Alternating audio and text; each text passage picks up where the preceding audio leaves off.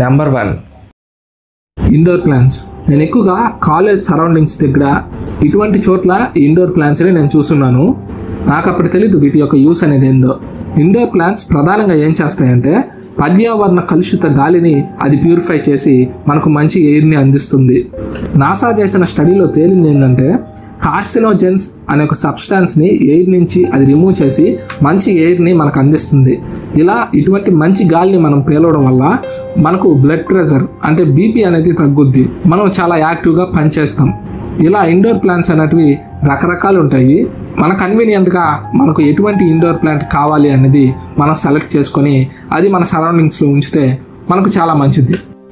Number 2 మనం ఏదైనా క్లాస్లో ఉన్నప్పుడు లేదా ఏదైనా మీటింగ్స్లో ఉన్నప్పుడు ఫోన్ని వైబ్రేట్లో పెట్టుకోవడం అనేది చాలా మంచిది సైలెంట్లో పెట్టుకోవడం కన్నా కూడా. ఎంత ఉపయోగపడుతుంది ఫోన్ అనేది వైబ్రేట్లో పెట్టుకోవడం వల్ల. మనకు తెలుస్తుంది ఇటువంటి మెసేజెస్ వచ్చాయి అని. సరౌండింగ్ అనేది డిస్టర్బ్ కాకుండా మనకు తెలిసే విధంగా ఈ వైబ్రేషన్ మోడ్ అనేది చాలా కీ రోల్ని ప్లే చేస్తుంది ఫోన్లో.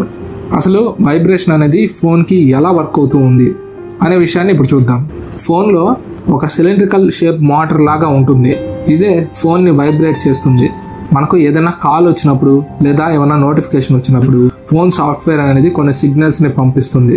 ఇలా ఈ సిగ్నల్స్ అనేటివి డ్రైవర్ చిప్ అనే ఒక చిప్లోకి చేరుకుంటాయి. డ్రైవర్ చిప్ ఏం చేస్తుందంటే తన నుంచి ఒక ఎలక్ట్రిక్ కరెంట్ అనేది మోటార్కి సెండ్ చేసి ఆ మోటార్ ఫోన్ని వైబ్రేట్ చేసేటట్టుగా చేస్తుంది. ఇలా ఈ వైబ్రేషన్ ప్రాసెస్ అనేది వితిన్ ఫ్రాక్షన్ ఆఫ్ సెకండ్స్లోనే జరుగుద్ది. నెంబర్ 3 మీరు గమనించారా, చాలా దయ్యాల్ని వైట్ కలర్తోనే పోలుస్తారు. చనిపోయిన వారి మీద తెల్లటి గుడ్డుతో అమరుస్తారు. అంతేకాకుండా మనం చనిపోగానే మన యొక్క బాడీ అనేది వైట్ కలర్లో మారుద్ది. 1800 ఆ టైంలో నాటకాలు అనేటివి జరుగుతూ ఉండేటివి. ఈ నాటకాల్లో ఏదైనా దయ్యపు కథలు కానీ చూపించాలి అని అనుకుంటే వైట్ కలర్తోనే ఆ యొక్క బాడీకి పెయింటింగ్ వేసుకొని యాక్టింగ్ అనేది చేసేవారు.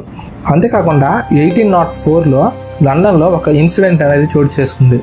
థామస్ మిల్వుడ్ అనే ఒక ఇటుక పనివాడు ఆ ప్రజల్లో ఉండే ఒక అతను వైట్ యూనిఫామ్తో ఉండేవాడు. ఆ రాత్రిపూట వైట్ కలర్ అనేది చాలా క్లియర్గా కనిపిస్తుంది. దాంతో థామస్ మిల్వుడ్ని చంపడానికి ఒక గోస్ట్ వస్తుందని తనకి తాను భావించి ఆ వైట్ కలర్ యూనిఫామ్ వేసుకున్న ప్రిజనర్ని చంపేశారు గన్తో. ఇలా దయ్యాల్ని తరతరాల నుంచి వైట్ కలర్తోనే పోలుస్తున్నారు.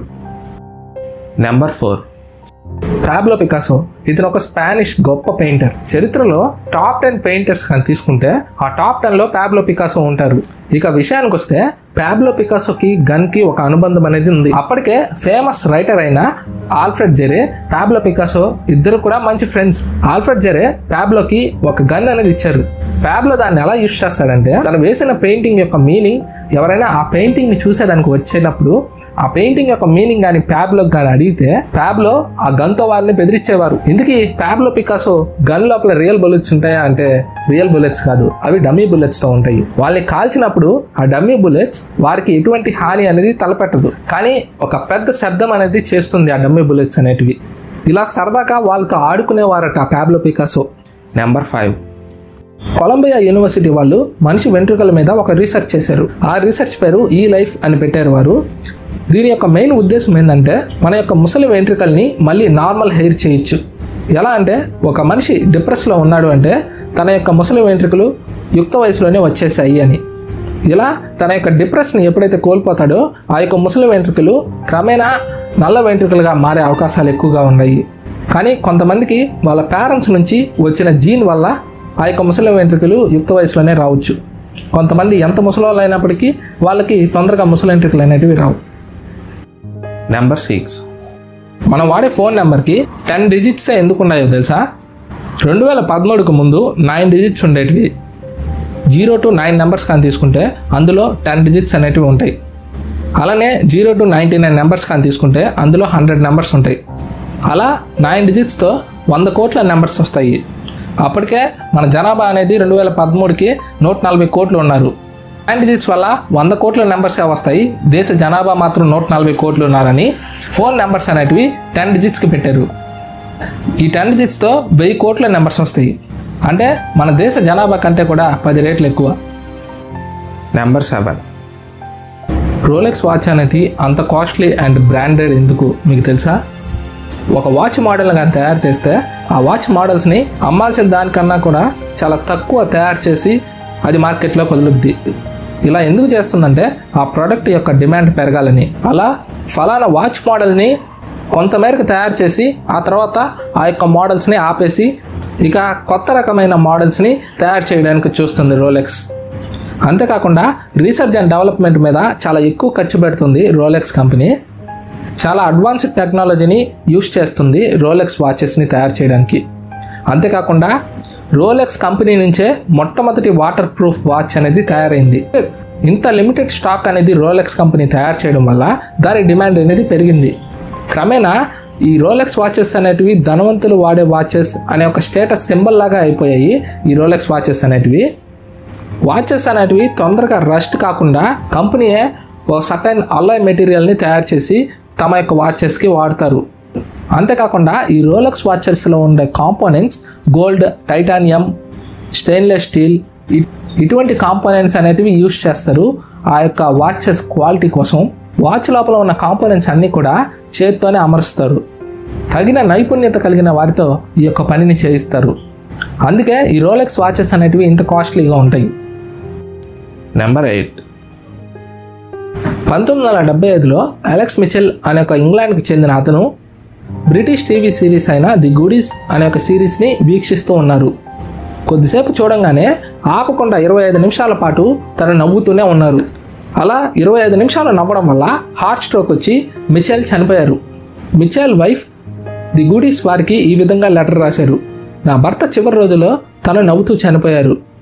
దీనికి కారణమైన ది గుడీస్ సిరీస్ వారికి చాలా థ్యాంక్స్ అని చెప్తూ తను లెటర్ రాసి వారికి సెండ్ చేసింది. ఇలా Alex Mitchell the goodies series చూస్తూ చనిపోయారు.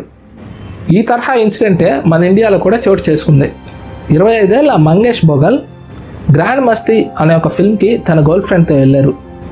ఆ ఫిల్మ్లోని కామెడీ వల్ల తను ఆపకుండా నవ్వుతూనే ఉన్నారు. దాంతో తనకు హార్ట్ అటాక్ వచ్చి చనిపోయారు. దగ్గరలోని హాస్పిటల్కి అందరూ కలిసి తీసుకొని వెళ్ళారు. కానీ హాస్పిటల్కి చేరుకోకముందే తను చనిపోయారు. నెంబర్ 9. ఒక సిగరెట్ని మనం స్మోక్ చేసిన తర్వాత అసలు ఏమవుద్దో తెలుసా? సాధారణంగా ఒక సిగరెట్ని మన నోట్లో పెట్టుకొని ఆ గాలిని పీల్చంగానే కొంత ఉపశమనం అనేది మన యొక్క మైండ్కి అవుద్ది. అది సహజమే. కానీ సిగరెట్ లోపల ఉన్న పాలీసైక్లిక్ ఆరోమాటిక్ హైడ్రోకార్బన్స్ PAH అని అంటారు. ఇది డైరెక్ట్గా లంగ్స్కి తగులుద్ది. లంగ్స్కి ఆ పొగ అనేది తగలడం వల్ల మన DNA యొక్క మ్యూటేషన్స్ని ఇది బ్రేక్ చేస్తుంది. సాధారణంగా మన యొక్క బాడీకి సెల్ఫ్ రిపేర్ సిస్టమ్ ఉంటుంది. అంటే బాడీ లోపల ఏమైనా అనారోగ్య సమస్యలు కానీ ఉంటే బాడీ తనకు తానే అది రిపేర్ చేసుకుంటుంది. అలానే సిగరెట్ పొగని మనం పీల్చంగానే DNA మ్యూటేషన్స్ బ్రేక్ అవుద్ది. అలా బాడీ అనేది తనకు తాను రిపేర్ చేసుకొని మళ్ళీ DNA అనేది నార్మల్గా వర్క్ అయ్యేటట్టుగా చేస్తుంది. కానీ అన్ని వేళలా అయితే ఈ యొక్క ప్రక్రియ అనేది జరగదు. అంటే ముఖ్యంగా చైన్ స్మోకర్స్ గురించి నేను చెప్తున్నాను. ఎప్పుడైతే మనం స్మోక్ తీసుకుంటామో DNA మ్యూటేషన్స్ బ్రేక్ అవుతాయి. ఇలా బ్రేక్ అవడం వల్ల ఏమవుద్దంటే మన బాడీ లోపల ఉన్న కణాలు, సెల్స్ అనేటివి మంచిగా వర్క్ అవ్వవు. అంటే నార్మల్గా సెల్స్ అనేటివి గ్రో అవి మళ్ళీ డివైడ్ అవుతూ ఉంటాయి. ఇలా డివైడ్ కాకుండా సెల్ అనేది అలానే గ్రో అయిపోతూ ఉంటుంది కొద్ది కొద్దిగా. అలా ఇది క్యాన్సర్కి దారితీస్తుంది. ఇలా స్మోక్ చేసే వారికి రకరకాల క్యాన్సర్ అనేది రావచ్చు.